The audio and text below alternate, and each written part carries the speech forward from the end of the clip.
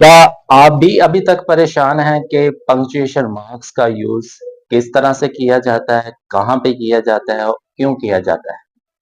अभी तक आपको इनका सॉल्यूशन नहीं मिला कि पंक्चुएशन जो मार्क्स हैं इनको कैसे यूज किया जाता है। So you are on right platform. हम आपको सिखाएंगे कि पंक्चुएशन मार्क्स जो इंग्लिश के अंदर यूज किए जाते हैं वो क्यों किए जाते हैं, कैसे किए जाते हैं, कहाँ पे किए जाते हैं।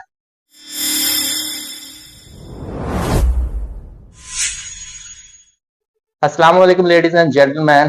This is me, Danish Aziz, and you are watching my YouTube channel Study Station. मैं आप सब लोगों को अपने YouTube चैनल Study Station पे वेलकम करता हूँ। Ladies and gentlemen, आज हम अपनी इस वीडियो को जिस टॉपिक का हिस्सा बनाने वाले हैं वो बहुत ही इम्पोर्टेंट टॉपिक है and this topic is taken from first year class English subject. और ये जो टॉपिक लिया गया ये इंग्लिश का एक बहुत ही इम्पोर्टेंट टॉपिक है जो फर्स्ट ईयर की इंग्लिश से लिया गया। Means to say we are going to deal with punctuation marks. उम्मीद करता हूँ कि आपने पंक्चुएशन मार्क्स की पहले बहुत सी वीडियोस देखी होंगी और बहुत कुछ आपको सीखने को भी मिला होगा कि इनका यूज कहाँ पे, किस तरह से और क्यों किया जाता है। लेकिन आज जिस प्लेटफॉर्म पे आप मौजूद हैं, आई गारंटी यू, आई बेट के जो रूल्स हम आपको बताएंगे और जिस जुबान में सिंपल सी लैंग्वेज के अंदर हम डिटेल आपको देंगे, इससे पहले आपने वो वीडियो कभी भी नहीं देखी होगी। इट्स माय गारंटी के ये पंक्चुएशन मार्क्स की सारी वीडियोस देखने के बाद आप इस काबिल हो जाएंगे कि आपको जिस तरह का भी पैराग्राफ दिया जाएगा आप उसको डी कोड करके उसके अंदर पंक्चुएशन मार्क्स का सही तरीके से यूज कर सकते हैं।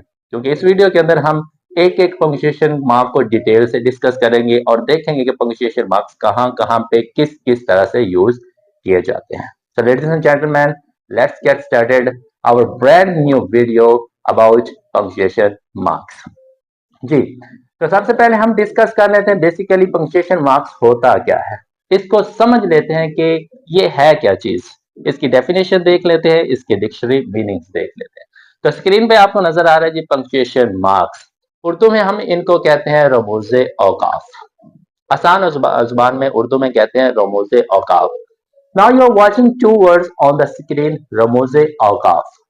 अब जो वर्ड रमूज़े आपको नजर आ रहा है basically it is a plural form of रमज। रमूज़े रमज की एक प्लूरल फॉर्म है। रमज इसकी वाहिद फॉर्म है और रमूज इसकी जमा फॉर्म है। दूसरा वर्ड जो आपको औकाफ भी नजर आ रहा है basically it is also a plural form और इसकी जो सिंगुलर फॉर्म है वो है वकफ। रमज एंड वकफ। इसी तरह से चीजों को ना डी कोड करते जाएंगे तो उनको डिटेल से हम चीजों को समझ सकते हैं। पंक्चुएशन मार्क्स को उर्दू में कहते हैं रमूसे औकाफ और ये दोनों वर्ड्स प्लूरल फॉर्म में हैं। इनकी सिंगुलर फॉर्म है रमज एंड वकफ। अब रमज को देख लेते हैं जी, रमज क्या होती है। रमज बेसिकली किसी किस्म की निशानी, किसी किस्म के इशारे और किसी किस्म की इलामत को कहते हैं।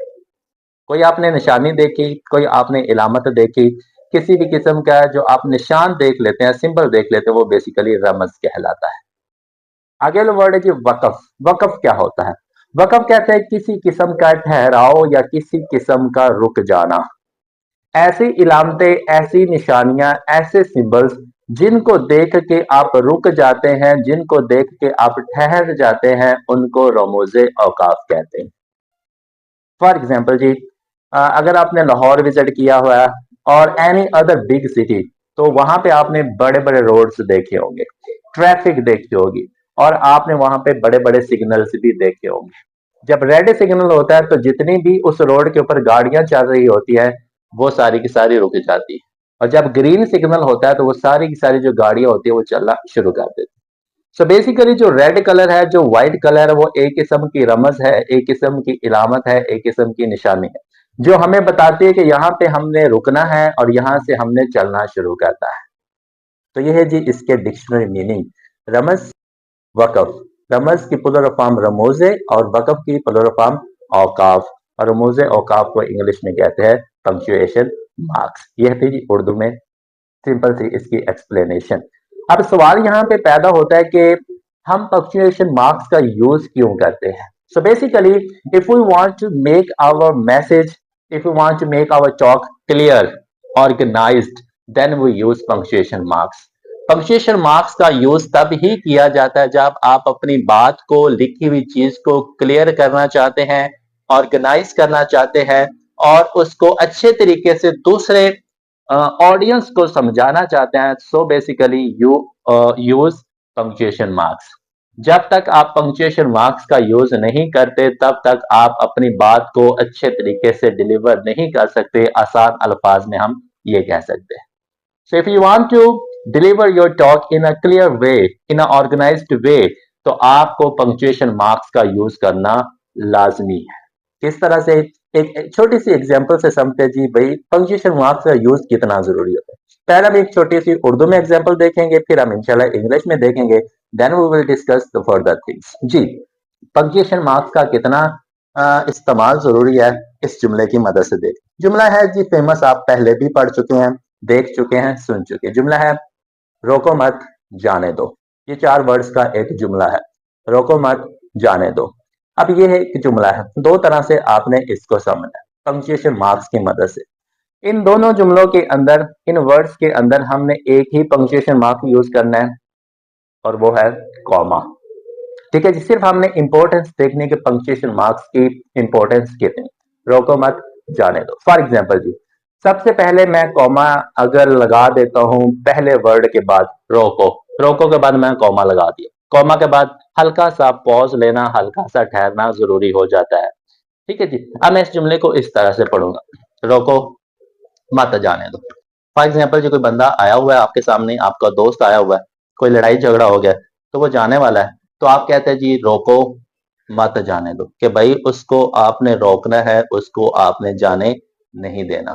ठीक है जी. तो यहाँ पे बात क्लियर होगी कि कॉमा का जो यूज हुआ है वो पहले वर्ड के बाद हुआ है और उसका जो मीनिंग हमें मिला है, कॉन्टेक्चुअल मीनिंग, वो ये मिला है कि अगले बंदे को आपने जाने नहीं देना, अगले बंदे को आपने वहीं पे रोकना. इट मीन्स कि इस जुमले के अंदर एक स्टॉप करने का, रोकने का जो मीनिंग है वो यहाँ पे दिया गया. ठीक है जी. अब इसी पंक्चुएशन मार्क की हम प्लेस चेंज करके देखते हैं कि भाई मीनिंग के अंदर कोई चेंज आता है कि नहीं, मीनिंग के ऊपर इफेक्ट पड़ता है कि नहीं. लेट्स सी जी. अब इस कॉमा की प्लेस हम 2 वर्ड्स के बाद ले जाते हैं, रोको मत जाने दो. ठीक. अब जो आपने कॉमा की प्लेस चेंज की है वो सिर्फ कॉमा की प्लेस ही चेंज नहीं की, आपने लिटरल मीनिंग, कॉन्टेक्चुअल मीनिंग, पूरे के पूरे मीनिंग को बदल के रख दिया. रोको मत जाने दो, कि भाई आपने उसको अब रोकना नहीं है, उसको जाने देना है. ठीक है जी. तो ये होती है जी अहमियत एक कॉमा की. पूरा का पूरा मीनिंग, पूरा का पूरा सेंटेंस, पूरा का पूरा जो चीज होती है वो बदल के रख देता है अगर आप उसका सही तरीके से यूज नहीं कर रहे.